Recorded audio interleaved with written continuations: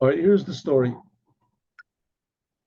When Rabbi Mendel Futafas was in Siberia, he was put into Siberia like thousands and thousands of other Jews and millions of other Russians. So he was a strong, able-bodied person. So they sent him to Siberia to work over there. And sometimes the nights were very long, and they didn't want them to be outside working in the night. So they gave him other work. It wasn't so hard, but so that there wouldn't be sometimes from boredom, so there would break out fights and break out things. So they decided they were going to tell stories. Everyone would tell stories. Anyway, Rav Mendel put the fast when he was there in Siberia. So he heard a lot of stories. And every story that he heard, he tried to use it as a lesson, a life lesson. So one story he heard, which he could not figure out what it's got to do with life. And the story is like this. One of the people that was in Siberia there with him was a fellow that had been a deep sea diver. He had been a deep sea diver in the Tsar's Navy. And anyone that was vaguely connected to the Tsar or anything else, basically, Stalin threw him into prison. And I mean, he was an incredibly, irrationally cruel person, Stalin. Anyways, not to go into that. So he threw. So this deep sea diver, he told Rav Mendel Futafas what exactly was a deep sea diver, why the Tsar needed such a thing. Because the Tsar was very, very proud of his fleet, of his navy.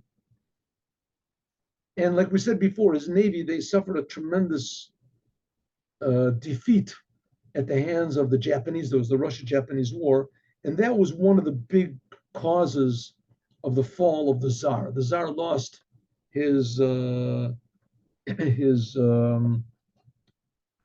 his veneer of what do they call it?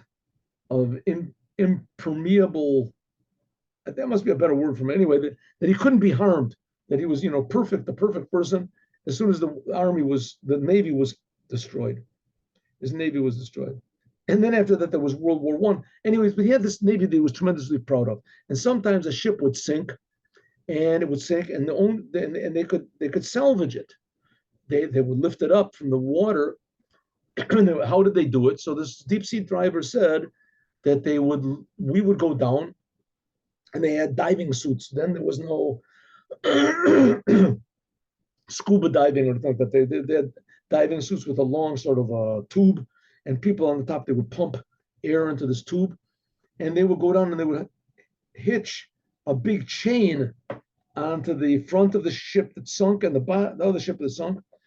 And then they would go back up, and the ship that was on the top that they came from, that was on the surface, would crank up these, or there were two ships, whatever, and they would crank up these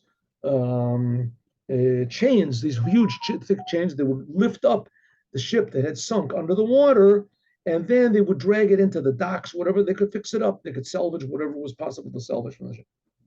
And that was his job. And so he told Rav Mendel that once in a while, it would happen that a ship would be under the water for a long time.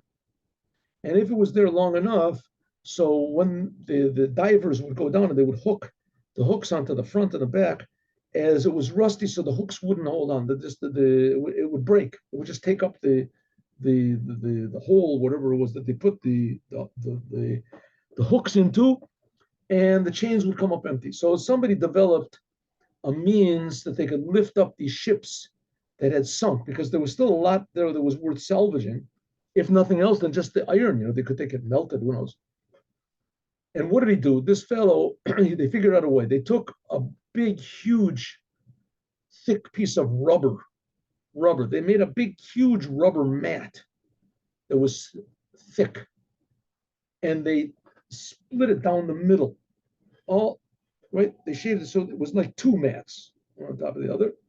And then between these two mats, they put a big plate of iron And from this plate were coming all these little chains with hooks at the end of them.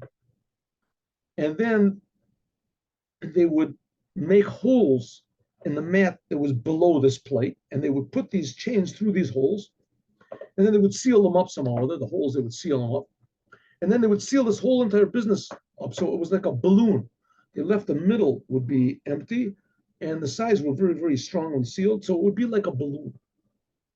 And then the divers would take this huge mat and they would lower it down on the ship that was sunk. And they would take all these little hooks, which let's say there was 1,000 of them. They would hook these little hooks to these various places on the ship. And then they would go up to the top, go back up, and they would start pumping. They would start pumping, and they would pump this mat that they had, this rubber mat that had the plate inside of in the middle. They would pump it up so it would be like a balloon. It would be like a balloon, and then it would little by little it would lift up, and it made it easier for them to lift up the ship. Now they could lift up the ship in a unified way. So now they would lift up the ship. I guess they had other chains that would lift up this big mat, help it, and then it would lift it up so it was just above the surface of the floor of the ocean or wherever it's on. And then they would take it in and to the docks and lift it up and salvage what they could. So Rav Mendel said that from every story that he heard and everything he saw, he tried to learn a message to serving God. Remember, we learned that, I think, yesterday in Yom Yom. Everything they saw and heard, tried to learn a message to serve God. So Rav Mendel said he heard this story and he could not figure out what message you could learn from it. What you could learn about sunken ships with a mat, with strings, with the chains, little chains, big chains, and blowing the thing up, and couldn't figure out what it was. He said then, right before the Yom Kippur War, right before the 6-Day War, like a week or something, or 2 weeks before the 6-Day War, as the Lubavitcher Rebbe said, that every Chabad person, even the pupils that are learning in the yeshivas, that they should go out and put tefillin on people. Go out and ask people if to put on tefillin. Now, this was a thing that was totally unheard of. I mean, it was just like an insane idea. You know, in Eretz Israel, the land of Israel, for instance, the religious were like a, caste 3 or something. They were like they were the outcasts, religious people. They just tried to keep away. To a certain degree, that was to the advantage because they kept so far away from the religious people that when Chabad asked to come into kibbutzim and things like that, they said, okay, why not? A lot of them had religious grandfathers, so they let them come in just, for old time's sake. So, but nevertheless, the religious kept far away from the non-religious people. There was no connection between them. And there were a few religious parties and the government, and they were like the enemies of the non-religious. Chabad never got involved in politics. They were the enemies of the religious. They fought together, and it was a different party, And now Chabad's going into the street and asking non-religious Jews, because who would he ask to put on tefillin? Jews that didn't put on. Non-religious Jews to put on tefillin. It was an unheard of thing. And especially they went into the army. They got special, because Chabad goes into the army also. So they went, Chabad serves in there. So they went to we don't make a big, it's not like a big goal, but we're not against it. So we serve, so they went to the army and they put tefillin on everyone. They put on tefillin. No one had any idea what in the world the Rebbe wanted. No one had any idea what the Rebbe wanted. Except, they thought, listen, the 6-Day War is coming. And the Rebbe wants to increase the merits of the Jewish people, to bring it out into a revealed way, which in the end it worked. I mean, we won. The Rebbe said we're going to win the 6-Day War in a couple of days, and nobody agreed with him in the whole world. No one agreed with him. And that's what exactly happened. That's what happened. And a lot of it was on the merit that they put on tefillin. But nevertheless, after the 6-Day War, the Rebbe said you should continue putting tefillin on people, going on the street and put tefillin on Jews in the street. So people said, okay, listen, before the war, we could understand it. It was for protection, but that's it. It worked. And I remember when I used to go out. I still go out and put tefillin on people, but people used to yell at me. Go to the army. Who are you? Get out of here. Drop that. People nowadays it doesn't happen, but it used to be. And so it was better. Chabad. Okay, we did it, and it worked. It saved the Jewish people. So Rav Mendel Deep-Sea said nobody could understand why the Rebbe wanted us to continue this putting on tefillin on people. And Rav Mendel Deep-Sea said, suddenly I remembered the story with the deep-sea diver. And I realized that's what the Rebbe wants to do. He's sending people out to put on tefillin. Tefillin is like these little hooks. The Jewish people have been under the exile for almost 2,000 years. And it's all beginning to rust, to come apart. The connection of Jews to each other and to Judaism, it's becoming weaker and weaker, and you can't lift them all up at one time. So the Rebbe sent out all of his Chassidim to put a hook on each and every Jew individually. And when the right time comes, then Mashiach will inflate the whole thing, whoop, and then the whole business will raise up together. And that's the idea of the Mashiach will sound the big shofar. That's the sound, the air that will lift up. It says the Spirit of God was floating on the water right in the beginning of creation, the first day of creation.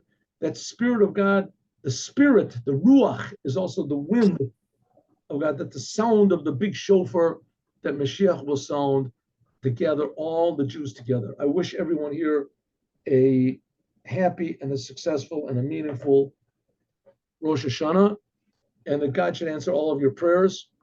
And our main prayer, and it says in the prayer, that our prayers, that we're asking for Mashiach, that the whole world will see God's kingship. And Yodea call Pa'ol Ke'ata Pa'alta, call Yitzur Asher Yitzarta. Everything that's created should know, God, you're creating it. And that the whole world should say, God, the God of Israel, is the king, and his kingship is on the whole entire world. That's why we need Mashiach now. Yechi Adonenu Morenu Rabbeinu Melech HaMashiach L'olam V'ed. Long live the Rebbe, King Mashiach, should be revealed now this year for sure, and all the Jews together in the land of Israel. If that does happen, then that will delay the classes a little bit, but notwithstanding that, there will be classes, God willing, somehow or other, but it won't be at the same time. So this is the last class that will be given at this time until the 11th, what is it, the 12th? 12th, yeah. Of October. I mean, actually, the 13th. 13th. Good Shabbos and a happy Rosh Hashanah. Shalom. Right. Thank you. Recording. What do you mean recording? Yeah, sure.